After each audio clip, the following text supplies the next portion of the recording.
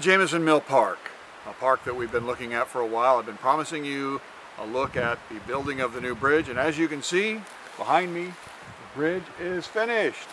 So let me give you some basic history of how this happened. Here you see the bridge as it was before the project began. As you can see, it's a culvert bridge, 6 small round culverts that allowed the water to go through, but during heavy storms those culverts would plug up and the water would go over, bringing in all kinds of debris. The Corps of Engineers made the decision that this was just too dangerous, so they closed the park until this could be replaced. The plan was to put 3 large box culverts in where the smaller culverts are, and lift it up a little bit so that the water would, all of the rainwater would go underneath and not over top. Well, the idea of doing it all at once was not to happen. There just weren't enough resources to do that. The Corps of Engineers could not pull it all together. So the idea was then to purchase all of the components, which meant getting them all into the park and storing them there, and then try to get a partnership together to put the bridge in down the road. So here you see the crane and the trucks bringing all of the components into the park to store them there while the Corps of Engineers worked to try to find a partnership. Well, that partnership never happened.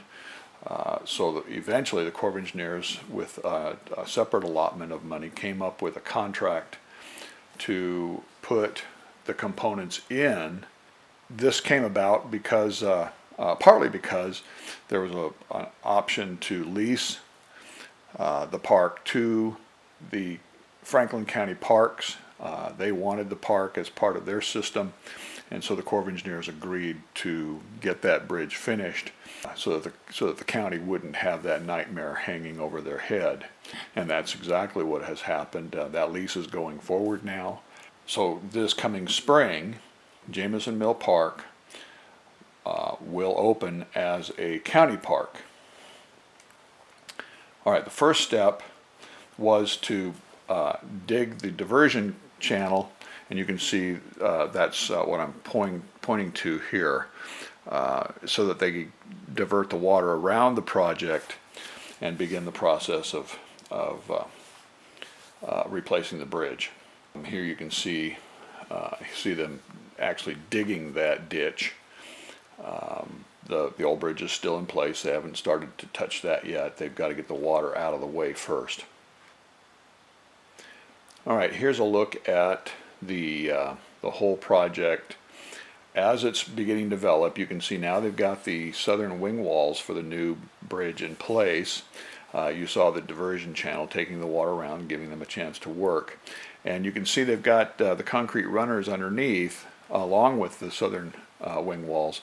That's where the culverts will actually sit when they get there. Now you see the bridge sitting on top of those runners, and the bridge is now basically intact. But now you'll see they're having to close off that diversion channel, and as you can see, they made the decision that they needed to put off a concrete cutoff wall to keep that from becoming a problem under a heavy storm. Here you see that concrete cutoff wall being formed.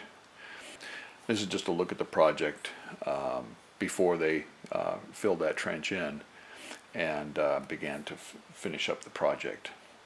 Now you see the project finished. They put riprap along the creek. You can see the culverts are very large now. Big box culverts allow any amount of water to go through. We'd never have to worry about that, the flood water going underneath again. And now you see the road.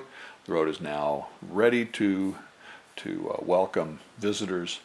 As soon as the lease between the Corps of Engineers and Franklin County Parks is finished, we'll see this open as a Franklin County Park, and one of the more popular areas will be once again open to campers and day users alike.